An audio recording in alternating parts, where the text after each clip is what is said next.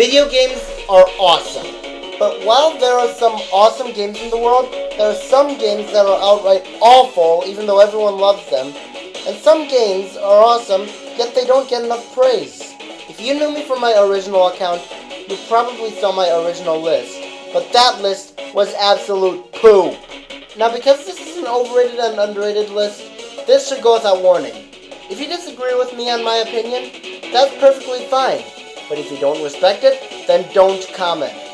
Now an underrated game can either mean that it gets a lot of hate or isn't well known. And please note that just because I think a game is overrated does not mean I automatically hate it. Now that is the situation with some of them. But anyways, let's just begin.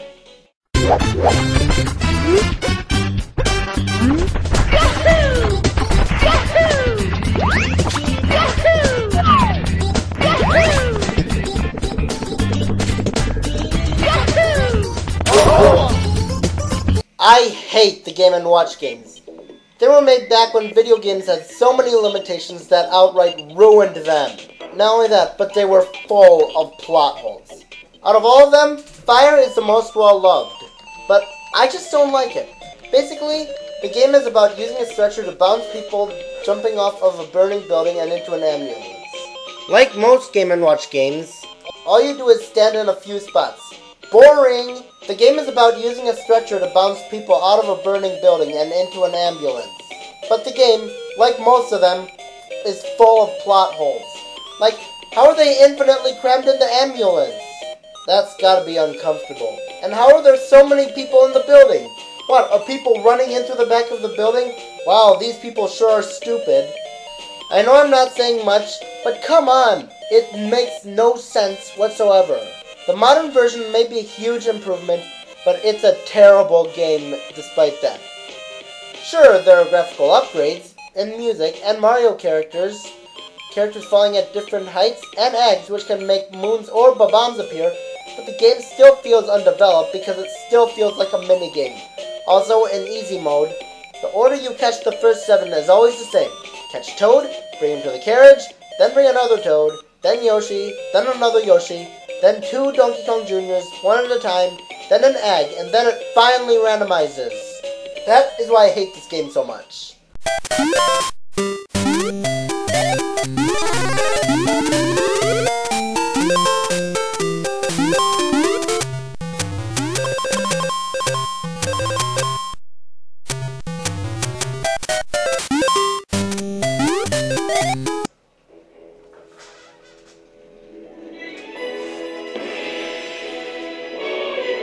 Really?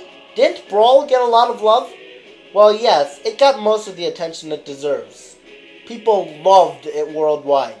However, there is one part of the game that everyone hated. The Subspace Emissary. The Subspace Emissary pretty much counts as a game within the game, and everyone hated it.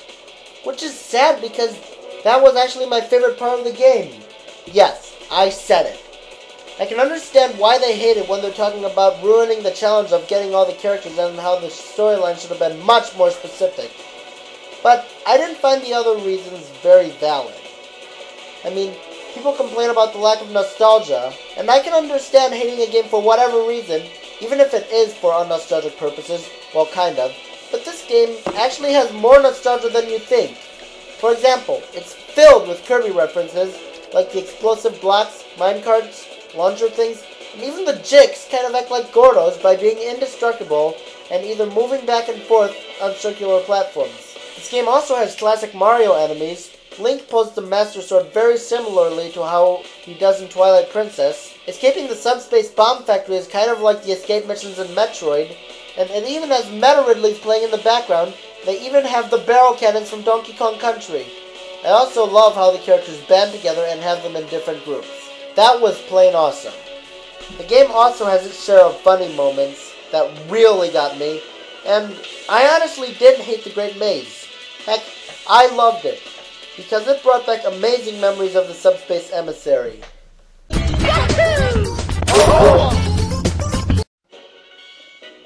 What? Are you serious? Putting the original Super Smash Bros. On the list? Yes, I said it. This game's overrated. I don't hate it, but it's very outdated compared to Melee and Brawl. It doesn't have the cool later features like Adventure Mode, Home Run Contest, Final Smashes, Taking Pictures, and it doesn't even have trophies. It's at least understandable since this was the first Smash Bros. Game, and we wouldn't have Melee and Brawl without it, but does that mean it's more enjoyable to play? In my mind, I don't think so. The only real reasons I got this game were, 1, because I wanted to show footage of me playing all 3 Smash Bros. Games, and 2, because of Board the Platforms, which was my favorite part of the game, and I'll admit, it's everything I expected to be. In fact, I think they should bring it back in the next Smash Bros., and I'll admit the original Smash Bros. Is a great game, but I still find it overrated. An underrated Mario game? Well, Mario has appeared in some games that got quite a lot of hate. Some I can understand, but others, I think they deserve better treatment. So which one is the most underrated? No, not that one. It's a great game, alright. But too many people say it's the most underrated game ever, which in my mind, it's not. No, not that game either. It was okay, but there were some parts of the game that made me want to tear my hair out. Super Mario Sunshine? It was very close, but in the end, I decided on a completely different game. Mario and Luigi, Partners in Time. I'll admit, it was weird that they made you have to pay for special moves, but I still love this game. Instead of 2 superstars, you play as 4. Well, even though they're really 2 plumbers from the past and the future, but you get what I'm saying, do you? Besides, that's what a Mario RPG should have. Epic music, good humor, and wacky moves. It's also one of the only RPG games I've ever played that actually has a hub world, that being Princess Peach's castle. I like hub worlds, this one being a great example since once you get new abilities, you'll be able to go to more parts of the castle that you couldn't go to before. Overall, while not as good as its predecessor, Superstar Saga, it's still a really fun game.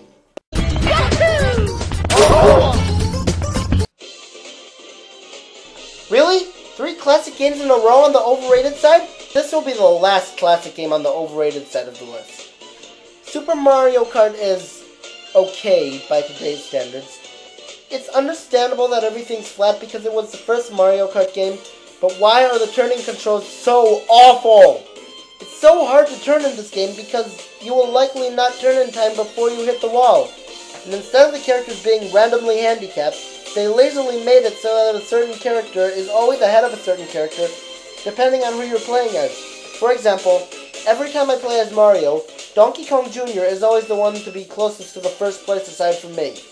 It's a good thing they fixed that in the later Mario Kart games.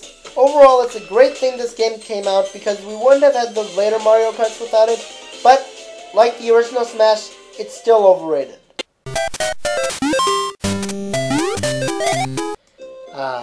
Generation 3.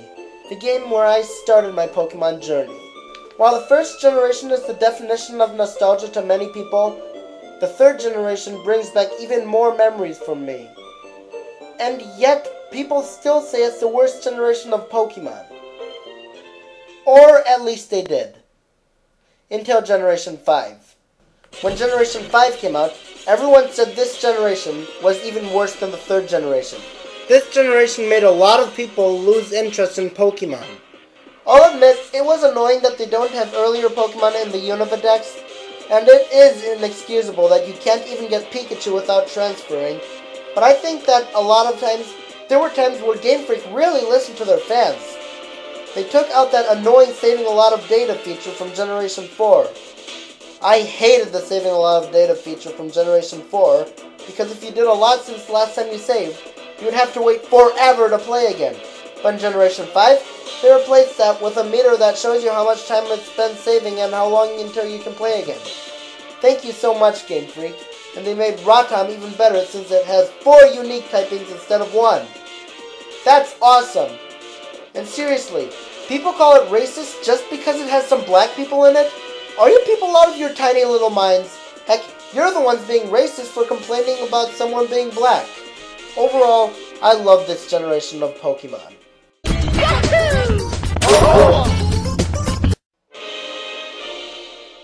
Yeah, I said it. Shadow of the Colossus is overrated. It's a decent game, but seriously, why must people go around calling people heartless just for not finding it to be one of their favorite games of all time? I'll admit that it's an emotional game. The problem? What about the gameplay? It's annoying. For the most part, the game is just doing this.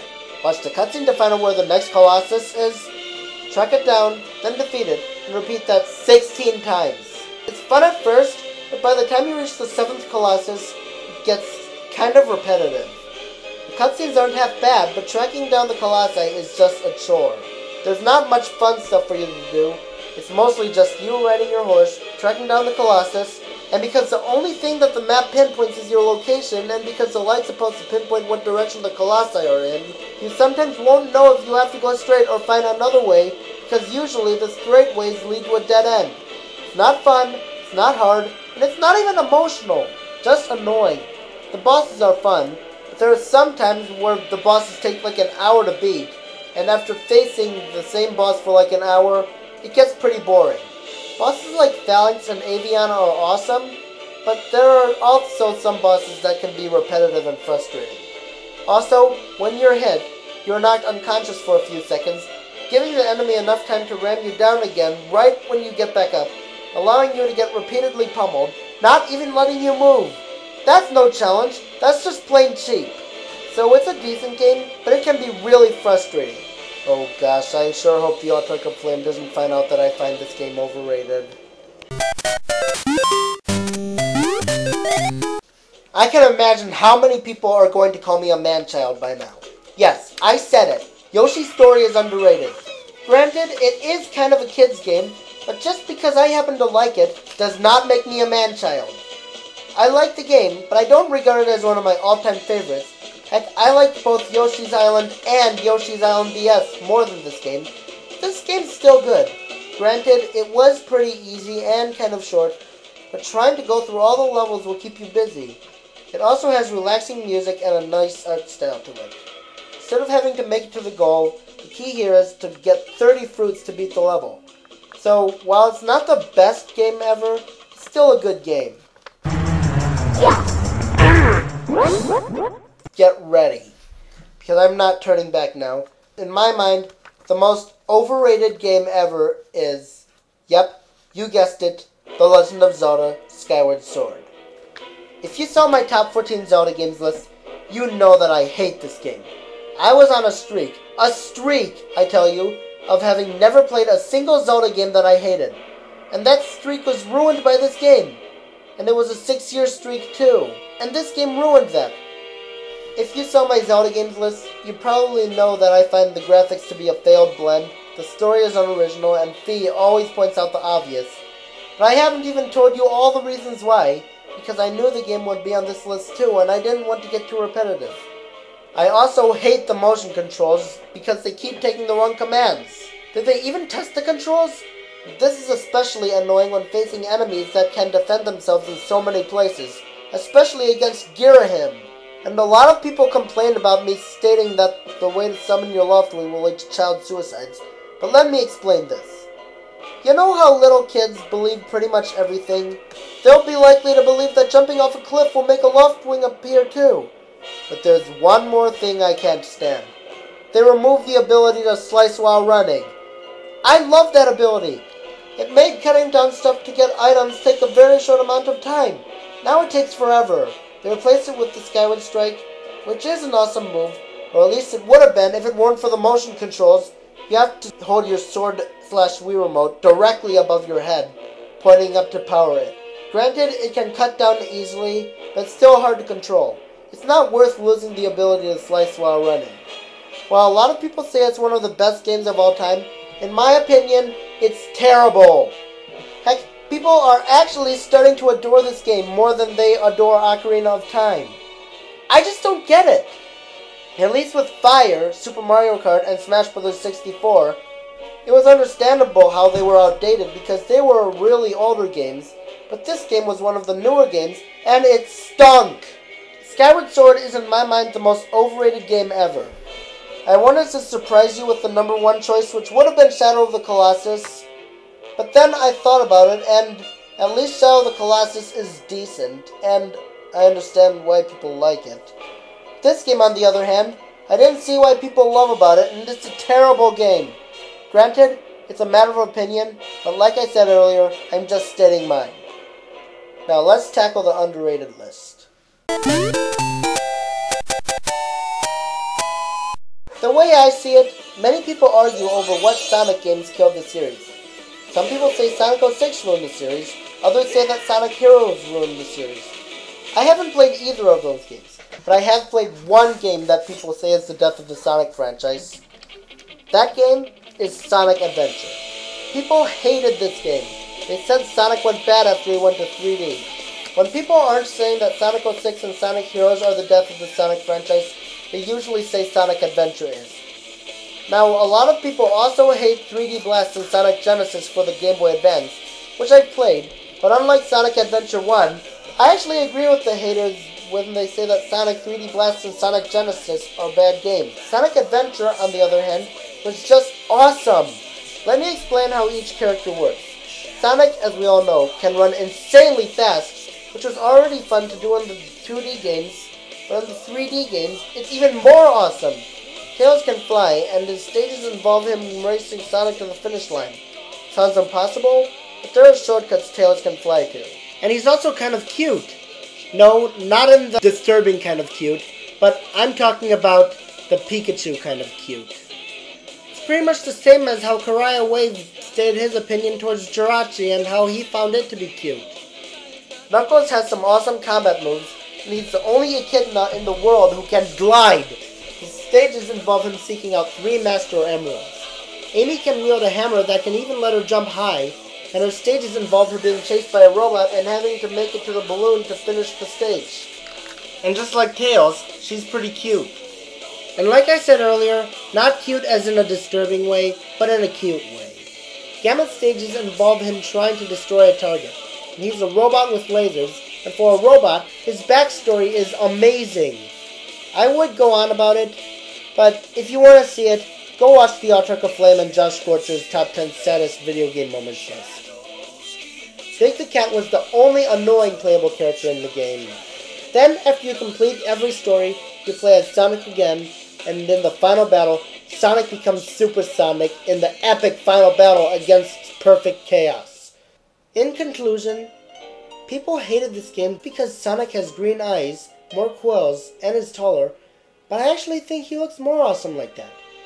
Now the camera and controls were a tiny bit sloppy at some times, but they were not hard to get used to. People also said that Gamma was the only good character in the game, and while I'll agree that Gamma is a good character, I still like Sonic, Tails, Knuckles, and Amy as well. Overall, I love this game. It's got a lot of backlash, yet it's so fun. Sonic Adventure 2 is also a great game, but while it is awesome, Sonic and Shadow are pretty much the same, as well as Tails and Eggman, then there's Knuckles and Rouge. Sonic Adventure, on the other hand, has a much bigger variety with its characters. Overall, this is my opinion of the most underrated game ever.